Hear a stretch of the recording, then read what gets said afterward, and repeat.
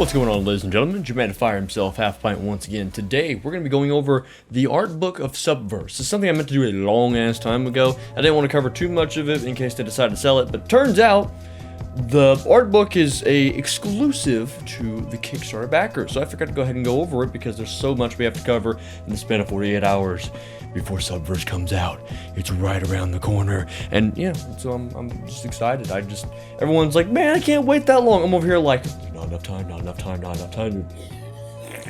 So I figured today we'd go ahead and start with the art book specifically, as there's a lot of things inside of it that will specifically cover some gameplay and lore and story news that we probably didn't know before. And I already made this recording once, but it's 30 minutes long, so I'm gonna try to shorten it down. If you haven't already, be sure to hit subscribe, and we're on our way to 10K by the end of the month. We might not hit that goal at this current rate, but that's okay. You guys have absolutely smashed it either way. So let's see if we can at least make it to 7,000 by the end of the month. You guys are absolutely killing it, and let's see if we can keep that up. In the meantime, though, if I'm going ahead and making plugs, be sure to also subscribe on OnlyFans over here, which I'm gonna be honest with you guys, I've been plugging this all month to make sure I'd have a way to stream Subverse for you guys. However, for some reason, there is no go live option for me on the website, which is very worrisome. So if I can't find a way to stream Subverse on OnlyFans by tomorrow, I will have to find an alternative website to stream Subverse for you guys real quick. Either way, I'll try to keep you guys posted. I'm sorry for the confusion. Fingers crossed I get to work so I don't have to move to another website. So I'll let you guys know. Let's go ahead and get started with what we have inside of the art book, and that would be the cinematics, actually. So we have a visual representation of what the cinematics will look like in-game. We saw from that last gameplay trailer that I broke down yesterday, the cinematics are just so gorgeous. They're so smooth, good looking, which is naturally what Studio Fo is really good at. Some shots here of the Huntress, the only in-game shot that we have of Sova, looks absolutely amazing. You guys have probably seen me use that as a thumbnail before. More Blythe walking away, except with a blue background. More Killy, just up close personal screenshot for you Killy enthusiasts. A shot of Lady Casadora, I think her name is, the evil former empress that we know of. And the actual current empress, Celestina, from the voice actors panel. If you guys didn't check that out a couple days ago, I think it was on Saturday, be sure to click the link down below and see it for yourself. It was one of the best videos I've posted to date. It was an absolute blast. It was a lot of fun. Then we have the general over here of the Imperium. I think he's another bad guy, so it's going to be quite the event figuring out stuff in the Imperium galaxy, or Nebula, which I will go more in depth with that very shortly. But for now, we have another shot of Blythe over here, looking pretty ferocious, and then Ela, I think, or Ella. I don't know. Christoph told me in the previous stream what it was. You guys know I'm bad at butchering names, but it's the elf lady. There you go, the elf lady. Up next, we have some close renditions of some of the in-game characters. First, we have the Azorian, I believe is the name of him, the general that we saw in that previous screenshot. We've seen the female Senu in their unarmored form before, but we never really had a male Senu in their full combat armor. Azorian was an exploration of that concept, and he ended up being too cool not to put into the game. And we've also seen him on the website before in a little bit more detail in his 3D full render, but it's kind of cool to see this different, more in-depth angle of him as well. Then we have Equicox Lamau, a staple Studio Fo veteran re-engineer for the Prodigium Galaxy. You guys can let me know if you know anything about Equicox being a veteran. Was he put in like a lot of the films in the past, or is he like a longtime fan or something? I don't know. You guys let me know. I'm sure someone will down in the comment section down below. Up next we have clearly not Jabba the Hutt, Chut instead. The design brief of Thundercloud stated that Chuts are the most dangerous and vile creatures in the universe. They certainly delivered. Chuts have a particular penchant for solar women. Clearly not Pizza the Hutt, you know, his absolute inspiration for the character is Pizza the Hutt. Jokes aside though, he was covered in one of the earliest of Kickstarter updates. You can go to the website down below and check out that Kickstarter where they talk about designing him for the first time, so that's definitely pretty cool. Over here we have a Xeno knockoff, like alien from the film Aliens. They almost didn't put the tail in here, but they had to for the sake of the silhouette looking just badass. So kind of cool little mantis looking thing. I wonder if that's going to be another Manticore we're going to have, or if that's just a guy we Subverse. And then there's Ord, which is a dog person. Yes, a concept inspired us to create the race of noble humanoids who form an integral part of the Imperium. They make excellent soldiers and are fiercely loyal to the Veil. Interesting, so you see a lot of these dog-looking guys for the Imperium. Never would have guessed that. Pretty badass concept here. We now look into the nebulas, and we have the Dragon Nebula, aka the first one that we'll be looking at when we begin playing Subverse. Tim Burton's artwork set the stage for our writers and concept artists. We found his artwork on ArtStation, and the director asked him to reimagine mythological monsters in nebula form, to give each sector of the prodigium map its unique aesthetic. The dragon symbolizes royalty and power, and is therefore the seat of the Imperium. So it seems as if the first nebula is actually the heart of the Imperium, which is interesting to me, because I thought they were going to be like, you would occasionally see the military force, but they're like the scarier ones. You don't want to fight the full force of them until later on in the game. But we start off in the game inside the heart of the Imperium. Curious to see how this is going to pan out, and if what the harder part of the game will be, if not the military force themselves. Up next, we have the Hydra Nebula. Home of the Cloy, whose ships and troops also share the bright green hues of these many-headed titan. The Hydra Nebula is the first new sector you unlock in the game, so I guess the second place that we end up going to. Tim's stunning interpretation sets the stage for an epic showdown with a faction that is equally as dangerous as the Imperium. And I can definitely vouch for that. They literally turn the asteroids into weapons.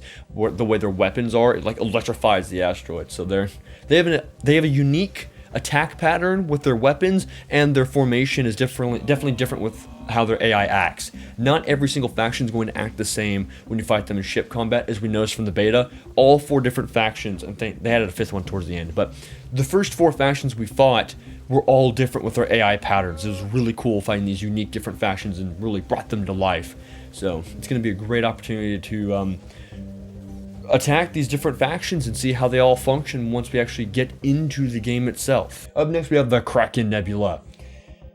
Ethereal and massive. The combination of greens and blues from both the Hydra and Yeti bleed into what is considered the center of the Prodigium galaxy. Or the Prodigium, I guess. The mighty Kraken.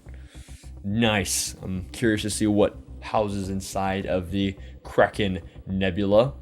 We then have the Griffin Nebula, which looks beautiful, honestly. Just absolutely. He did a great job in all of these nebulas, dude. They all look so awesome. Is it nebulas or nebulae when plural? I don't know. Someone let me know. The stunning Griffin was also used in our first promos. The yellow hues signify neutrality and is the home of the solar refugees and other species not naturally aligned with the Imperium. So I don't know if this is like a runaway nebula or if it's just the neutral zone, I suppose. Definitely curious to see how that turns out. Now I gotta pull this up real quick because we don't actually have a view of what the Yeti Nebula looks like. For some reason, they decided not to put in the artwork for the Yeti specifically. So we'll have to find out what that looks like in game. But for the time being, we do have the ARC video that does showcase what the entire nebula looks like, or nebula's put together looks like. I can show you guys that right here.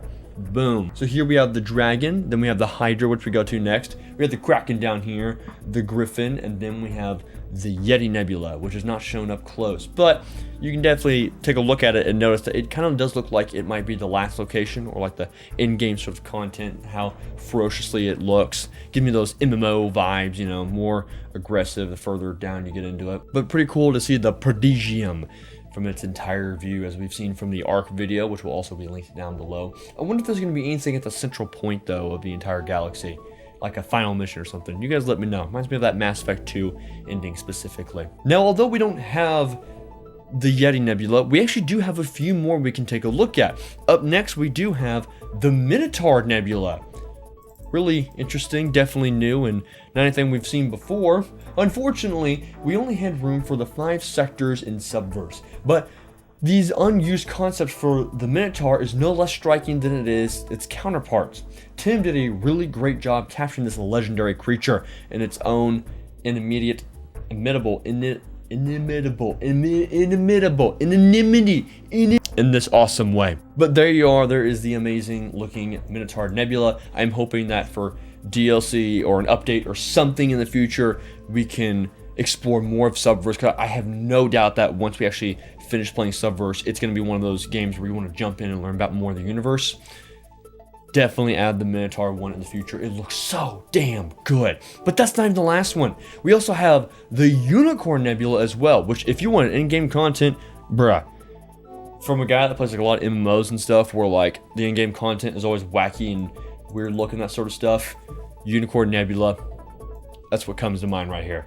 For the Unicorn Nebula though, another unused concept that may eventually feature in the future. Kind of cool that they note the fact that it might actually be coming very soon. That's awesome to hear.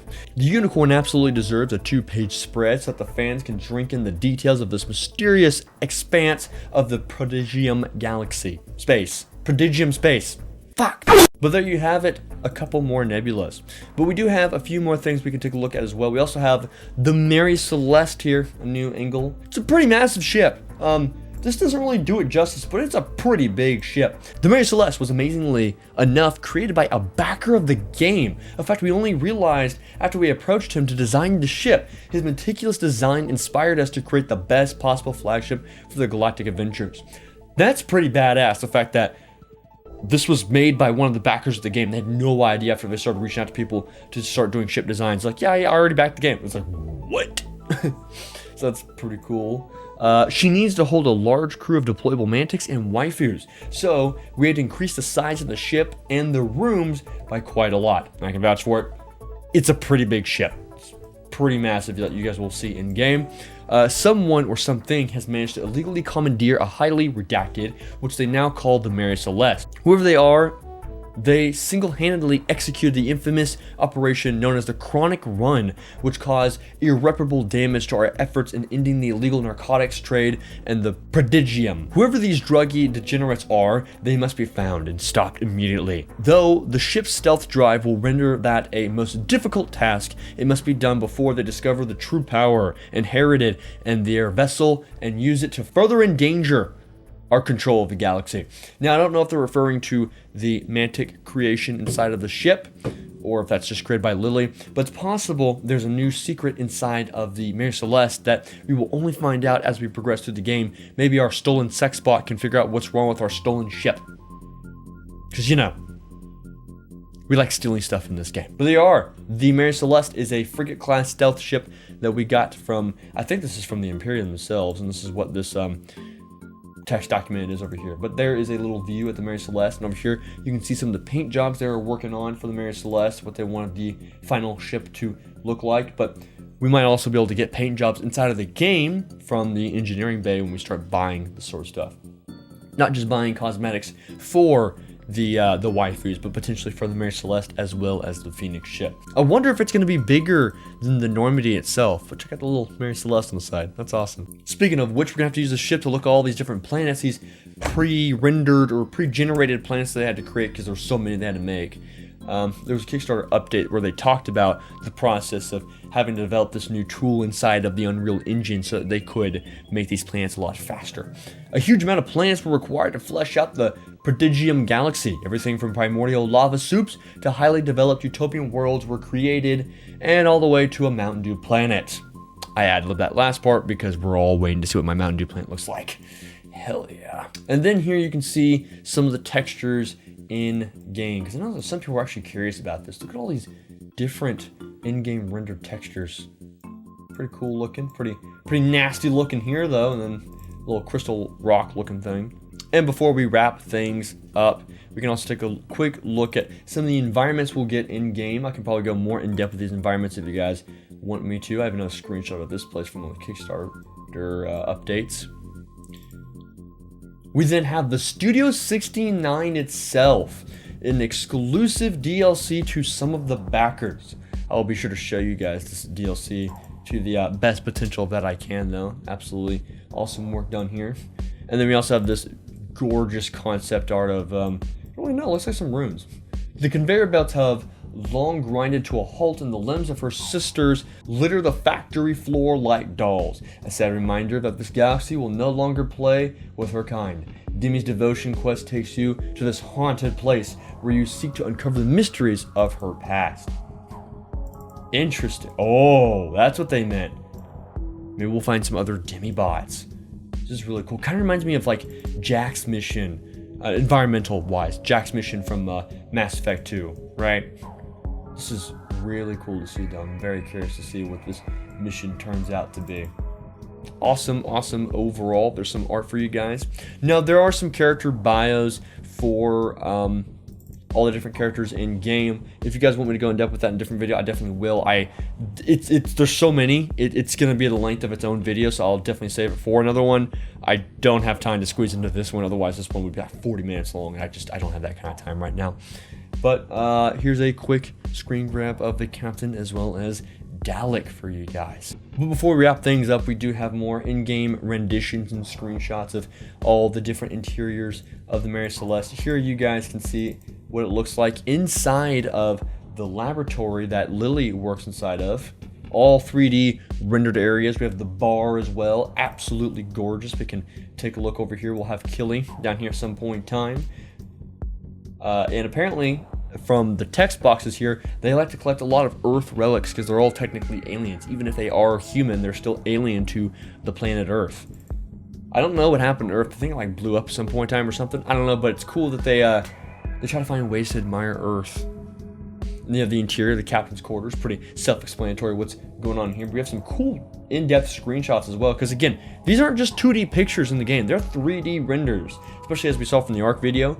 The locker room itself, where we not only deck out our waifus, but get this cool little interactable area as well. Apparently they couldn't fit the shower into the shot without it looking too awkward, so they have like some steam that blows in here to still give you the vibes that there is a shower in there somewhere. Kind of cool getting those in-depth behind the scenes of how that sort of stuff works. And then we have the engineering bay where we make our purchases for the cosmetics and the like good stuff, and also houses Terran, because anywhere else they put Terran, it apparently crowded the other rooms.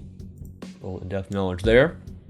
We have the hangar bay as well, where we have the Phoenix ship that we pilot, and you can just see the size of the Phoenix ship compared to the entire Mary Celeste. That's how tiny the Phoenix ship is compared to the entire Mary Celeste. And you saw the size of the Phoenix ship compared to the other ships that we found inside the space combat. That kind of goes to show how huge the Mary Celeste, like put that scale of me playing the beta, that was the Phoenix next to those ships. And now you see the Phoenix, how tiny it is inside of just the hangar bay. The Mary Celeste is fucking huge. Just saying, man. Ginormous. And then some more in-depth screenshots as well. And then of course we can't go anywhere else without also looking at the main bridge. Some screenshots here. Here's the quest over here, and here is where Demi sits. And you can see that they had to work on an over-the-top view because apparently it worked better for them, and it kind of gives you a better sense of scale of the bridge as well before they had that initial frontal view of it, which I can actually pull up a screenshot as well of what the frontal view also looked like before they changed it in its alpha stage. There we go. And so here's what it looked like before they did the top-down view for the bridge. They had this more down-to-earth centered view, which kind of reduces the scale of the ship. I like the more vast, grandiose approach that they had inside of this one. Definitely cool. So there you go. There's a quick look at just some of the stuff inside of the art book, more of the environments and cinematics and those juicy details of what you can expect inside of the design of Subverse. If you guys want me to make another video of going in depth with the characters, you guys let me know. It comes with some in-depth detail specifically. You guys might not have heard of some of those characters as well. It's not just screen grabs from the art book. So definitely a adventure for its own video. Again, hit me up on OnlyFans. Join me in there if you guys want to see me stream Subverse, if I can get the site to work. By the way, if you're watching this video just as it goes up, 30 minutes from now, we will be doing our final live stream giveaway of a free copy of Subverse. I have a special guest with me today. Be sure to tune in for that live stream 30 minutes after this video goes up. Go check it out. It's going to happen very shortly. Follow me on Twitter, leave hashtag FinishMe in the video, blah, blah, blah, I don't know anything else. Oh yeah, hit subscribe because we're almost on our way to 7,000 subscribers before the end of the month. Let's see if we can hit that goal before the end of the month. I believe you guys have been absolutely smashing it. So, I want to thank you all for watching a long time, but not a hard time. And I'll see you guys next time.